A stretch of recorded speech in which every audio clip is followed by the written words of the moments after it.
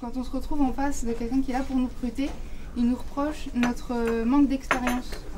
Mais c'est un peu un cercle vicieux, parce que tant qu'on ne nous donne pas notre chance, on ne peut pas avoir d'expérience. C'est pas un peu, c'est totalement un cercle vicieux. Alors qu'est-ce qu'on va faire? On fait deux choses. D'abord, s'il y a plus de chômeurs en France qu'en Allemagne, c'est parce qu'on a 3 fois moins d'apprentis en France qu'en Allemagne. Voilà. Alors, il y a des secteurs, la mécanique, l'électronique, la voiture, où ils ont des apprentis. Mais il y a des secteurs, il n'y en a aucun.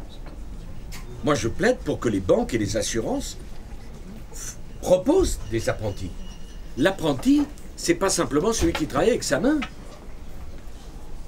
Nous avons donc décidé que désormais les entreprises de plus de 250 salariés seront obligées, je dis bien obligées, d'accueillir 5% d'apprentis dans leurs effectifs. Deuxièmement, pour les élèves de licence. Ça, c'est tout le problème de l'université et du monde du travail. Avec l'autonomie université, on a passé un cap. Mais enfin, il faut aller plus loin. Il faut que les entreprises du coin soient dans les conseils d'administration de vos universités, en tant que personnalité qualifiée, qu'elles aient le droit de voter pour les présidents de facultés, d'universités, ce qui n'est pas le cas aujourd'hui.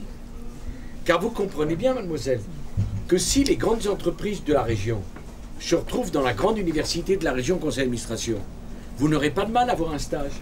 Vous n'aurez pas de mal à avoir une première expérience professionnelle.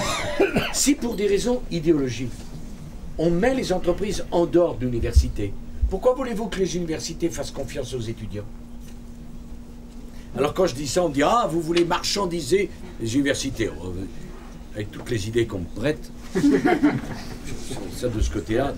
Ce que je pense, c'est qu'il faut rapprocher les universités du monde professionnel parce que les études ont vocation à préparer à une insertion professionnelle.